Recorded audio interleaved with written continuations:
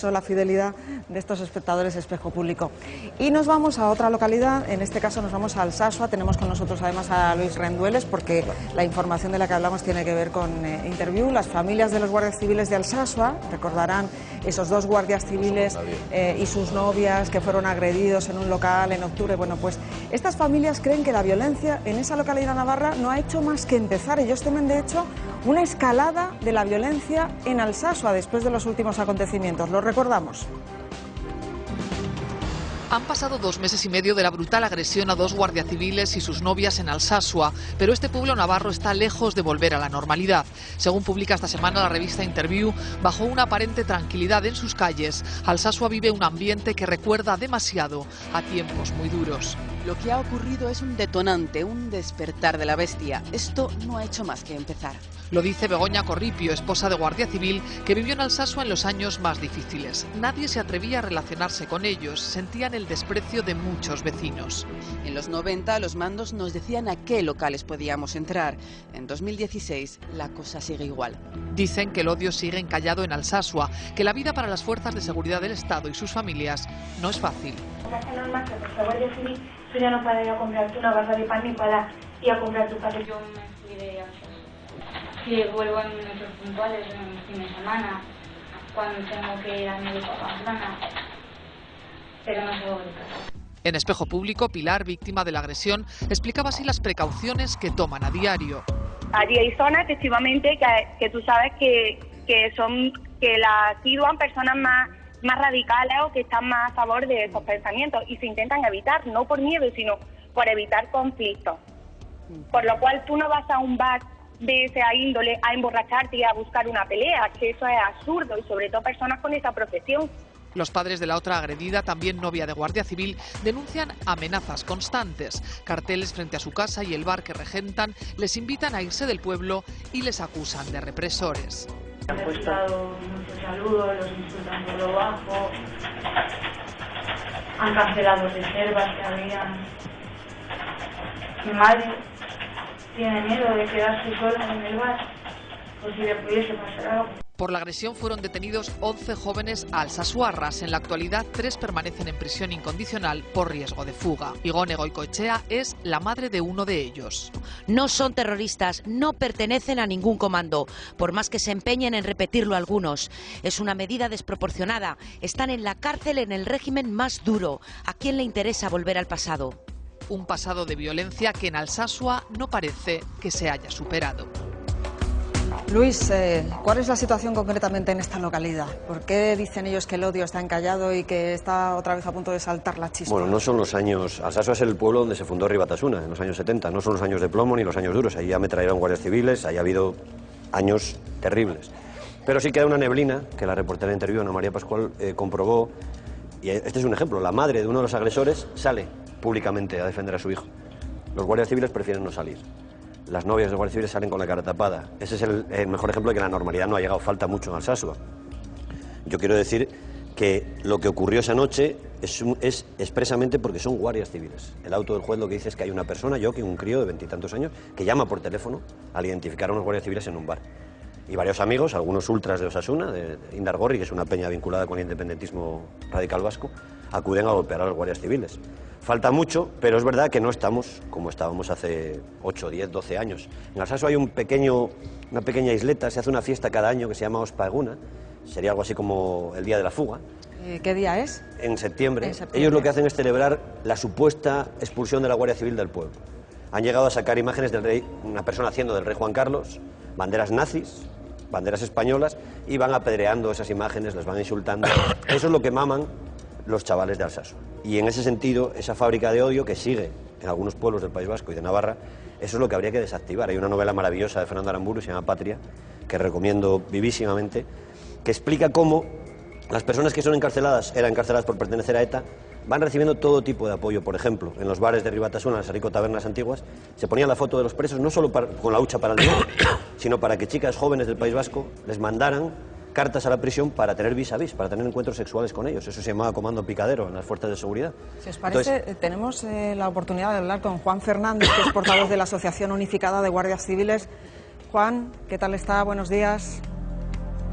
Hola, muy buenos días. Imagino que habrá tenido la oportunidad de leer el reportaje de Interviú sobre Alsasua. Quería preguntarle cómo lo viven los guardias civiles compañeros y sus familias allí, si habla usted con ellos y cómo se lo cuentan. Sí, claro que lo hemos leído y estamos muy al día. De hecho, desde la Asociación Unificada de Guardias Civiles somos la única asociación en la Guardia Civil que se ha personado en esta y otras tantas causas donde los guardias civiles y el entorno de ETA están intentando un hostigamiento continuo con una clara intención de que los guardias civiles se marchen del País Vasco y de la zona norte de Navarra, algo que ya adelantamos no van a conseguir. Por tanto, sí que hemos leído el artículo de Interviú y aprovechamos la ocasión para celebrar la decisión de la Audiencia Nacional de juzgar estos hechos como para lo que nosotros entendemos que es un delito de terrorismo en un concurso ideal con otro tipo de delito, sobre todo el de odio. Hay mucho odio en esa localidad, en Alsasua, en Navarra, un odio que se debe erradicar y que se debe intervenir para intentar llegar a una sociedad mucho más pacífica y donde exista una convivencia por lo menos mínima, donde se pueda convivir. ¿Qué le cuentan a usted los compañeros? ¿Qué tipo de situaciones cotidianas para los espectadores que están viendo ahora mismo Espejo Público? ¿Con qué situaciones se encuentran en el día a día estas familias de guardias civiles ahí en Alsasua? Bueno, hay que decir que los hechos que ocurrieron en octubre, donde sufren una brutal agresión, no es que sea el punto de partida. Ellos, los guardias civiles que están allí destinados, llevan sufriendo este tipo de delincuencia, este tipo de terrorismo desde la llegada de la democracia a España. No es algo que haya ocurrido ahora a raíz de estos hechos. ¿Cómo vive un guardia civil destinado en Alsasua? Pues con mucho miedo, con mucho temor, teniendo que salir día a día a cumplir su trabajo y una vez que finaliza su trabajo, teniendo que convivir en una sociedad donde todo el mundo sabe que es guardia civil. ¿Cómo es el día a día? Bueno, pues desde que un guardia civil llega allí destinado, es muy probable que el mismo día que llega destinado encuentre una pintada con la placa de su matrícula, con la matrícula de su vehículo personal y el lema "Vete de aquí". Es muy normal que salgan a la calle y vean en los tendidos eléctricos maletas colgadas junto con tricornio y el lema "Vete de aquí". Es muy normal que un guardia civil cuando llega allí destinado se encuentre como han vestido un maniquí de guardia civil y lo han atado a una horca y el lema "Vete de aquí". Ese es el día a día que están viviendo allí los guardias civiles. ¿Y cuál es la solución a eso? Usted como guardia civil, ¿usted ha tenido oportunidad de trabajar ahí en esta zona? Claro que sí. La solución, bueno, en primer lugar, dignificar las condiciones laborales de los guardias civiles. La Guardia Civil es una policía militarizada, no tenemos los mismos derechos que el resto de ciudadanos, no podemos transmitir nuestros problemas a la sociedad y parte de la solución está ahí, en dar voz a los guardias civiles para que puedan manifestar públicamente sus problemas. Y por otro lado, celebrar este tipo de actuación, como hemos dicho anteriormente, que sea juzgado por terrorismo, que se ataque a esta serie de organizaciones que están alentando estos movimientos de odio, como se decía anteriormente, el movimiento Ospaeguna o el movimiento Alde Hemendik, que es fuera de aquí o es el Día de la Huida, donde impunemente se celebra, bueno, pues vamos a quemar tricornios, vamos a disfrazar muñecos de guardia civil y le vamos a prender fuego. Eso se debe de acabar. Para llegar a una normalidad se debe de atajar este problema y se debe erradicar estas organizaciones que están alentando el odio y el terrorismo contra los guardias civiles. Luis. Juan, buenos días, soy Luis Rendueles, soy su director Hola. de Interviú. ¿Qué tal? Mira, te quería preguntar no solo por los guardias, por el teniente Óscar, sino también por sus parejas, ¿no? Hay una chica ecuatoriana y sus padres, ¿no? Sus padres que trabajan ahí en el Hogar Social del Jubilado del Pueblo y creo que también lo están pasando mal. De hecho, nos pidieron que fuéramos discretos y que no sacáramos ni sus caras ni sus opiniones, ¿no? Es decir, las víctimas siguen estando un poco en silencio. ¿Qué tal están la novia del teniente y qué tal están sus padres que viven allí cada día?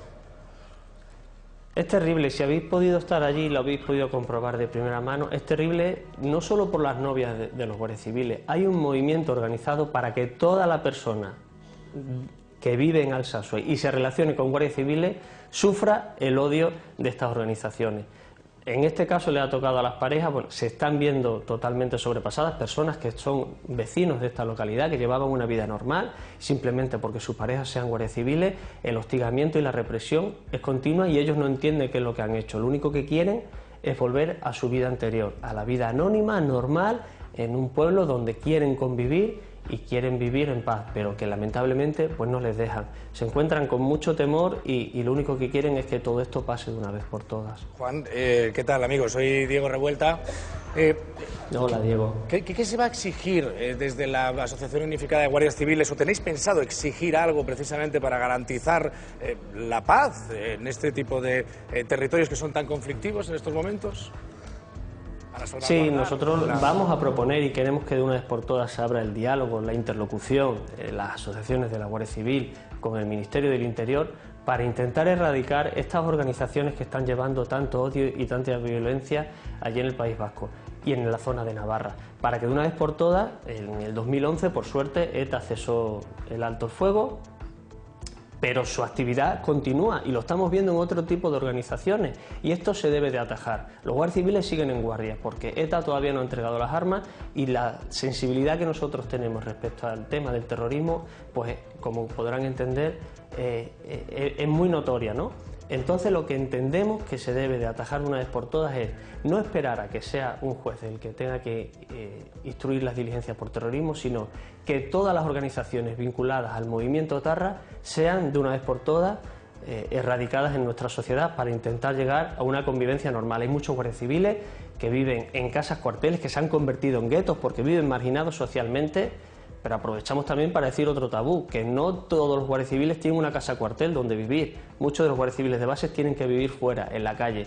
Y es muy terrible no poder ni siquiera tender los uniformes fuera, no poder llevar una vida normal. ¿Por qué tienen que vivir fuera? ¿Porque no hay suficiente alojamiento para ellos? ¿O por qué tienen que Claro, marcharse? efectivamente, es un mito. Existe un mito que los guardias civiles viven en casas cuarteles, pero esto no es así. Las casas cuarteles en la parte inferior, en la base de la Guardia Civil, muchos guardias civiles no tienen vivienda, tienen que vivir en la calle, están viviendo en cualquier tipo de vivienda en la localidad fuera, pero eso conlleva mucho miedo y eso no es sencillo porque no pueden llevar una vida normal, sus vecinos no se pueden enterar que ellos son guardias civiles, sus hijos en el colegio no pueden decir la verdad que su padre es guardia civil, cuando van a hacer la compra sufren esa represión porque no son atendidos, están viendo cómo la cola va pasando y ellos no son atendidos, tienen que cambiar de domicilio constantemente, no pueden hacer siempre el mismo recorrido cuando se dirigen a su lugar de trabajo. Es un día a día que es muy terrible, de verdad, para los guardias civiles y es algo que está silenciado, pero para los guardias civiles es muy terrible